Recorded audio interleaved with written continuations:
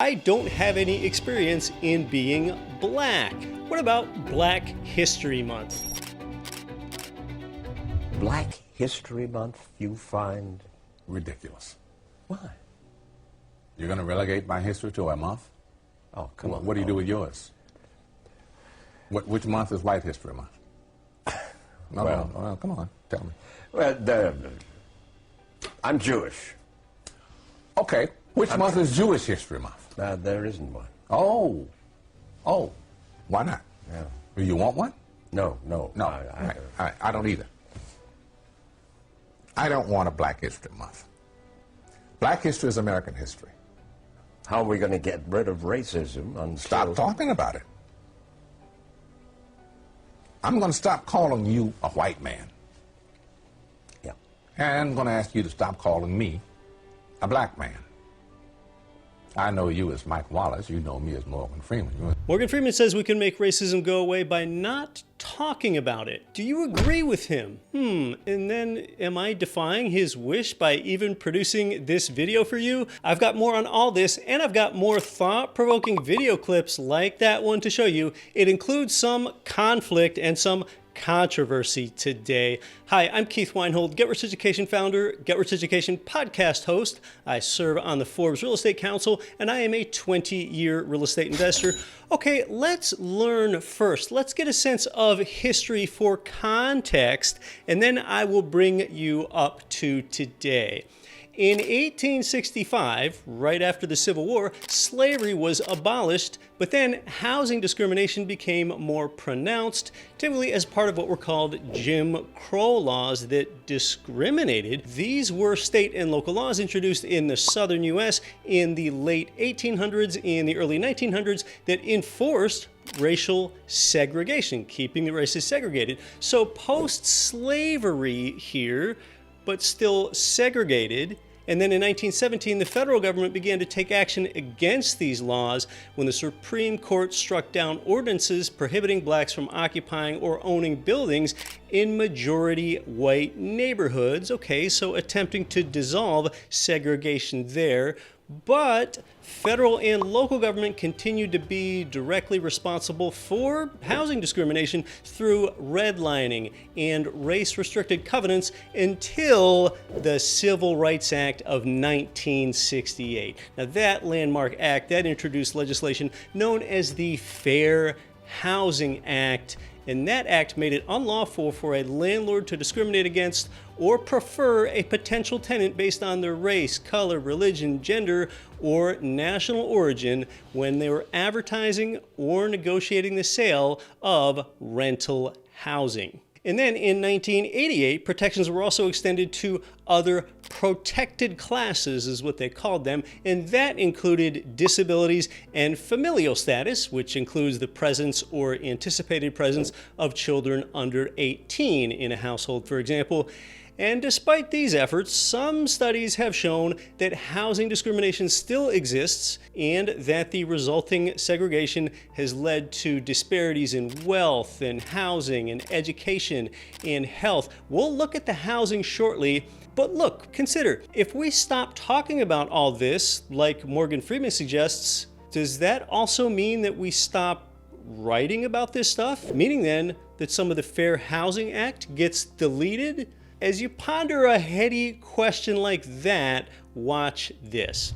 I know, you know, we all know what it is when a hot comb hits your hair on a Sunday morning, what it smells like. That's a cultural difference, not just a color difference. Denzel Washington says it's the culture, not the color. There's another element for you to mentally filter.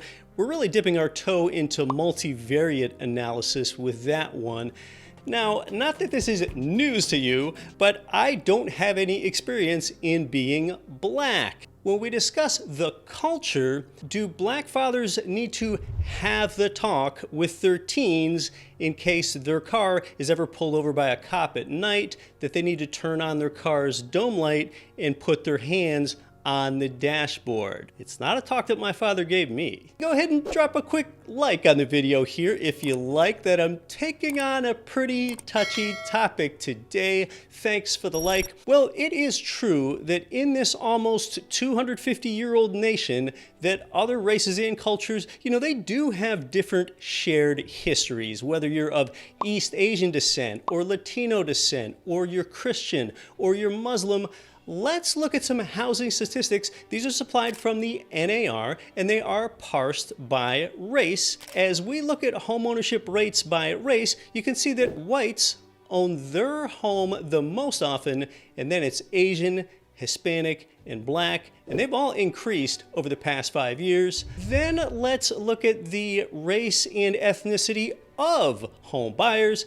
There's quite a disparity there. Now, is that completely caused by discrimination or partly by something else?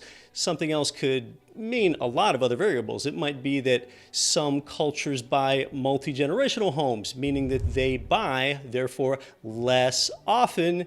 And hey, don't dislike me for showing you the statistics. You might not like them. I am presenting the facts. If you're a landlord or property manager, during your tenant screening process, it is okay to run credit and background checks.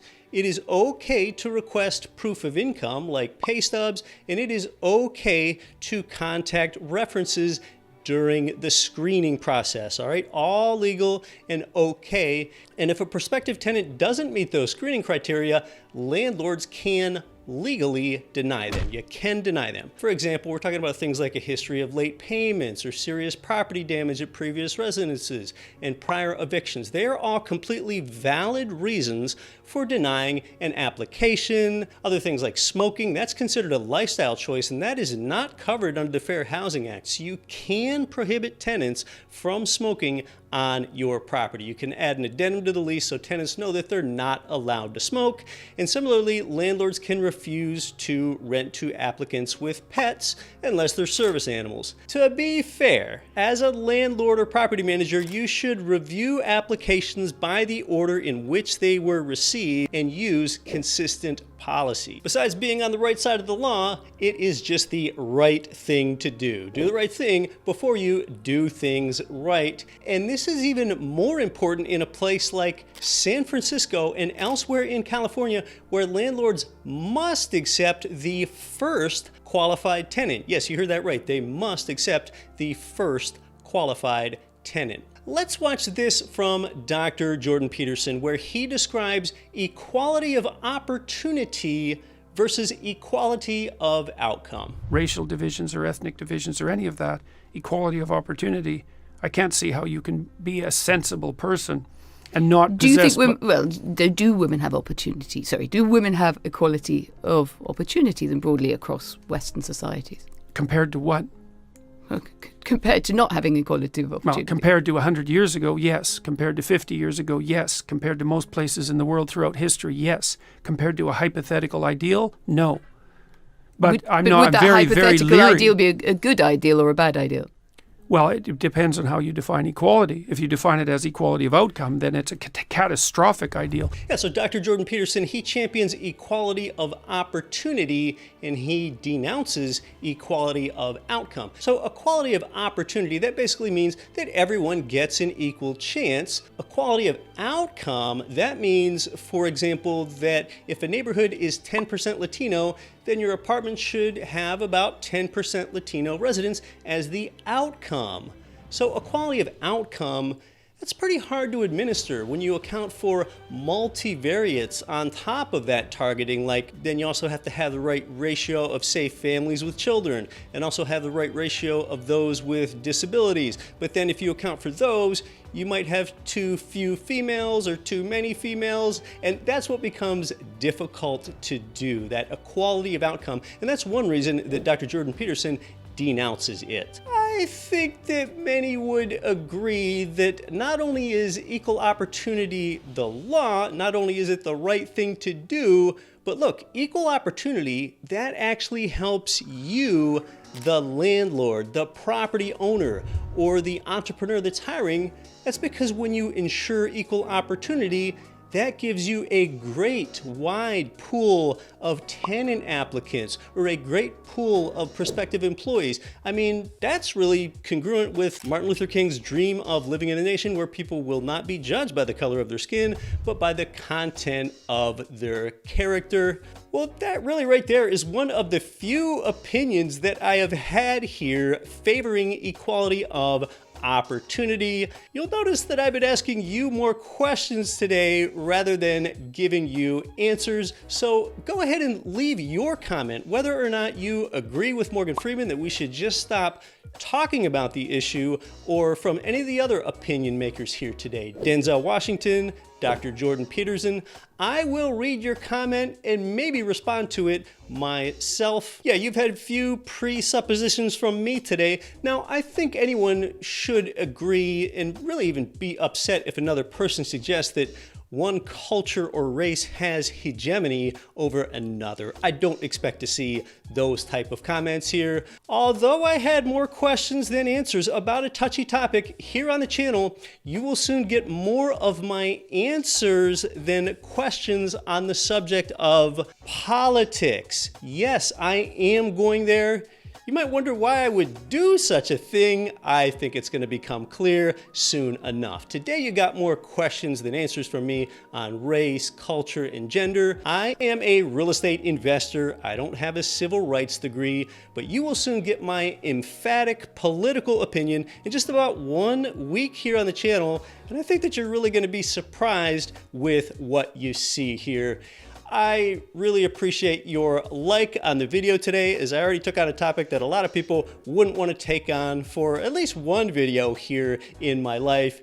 If you're subscribed to the channel, be sure to hit that little notification bell. That is the only way that you're ensured of seeing my next video. As always, you weren't here for me, you were here for you. I'm Keith Weinhold. I'd really love to see your input on today's topic in the comments.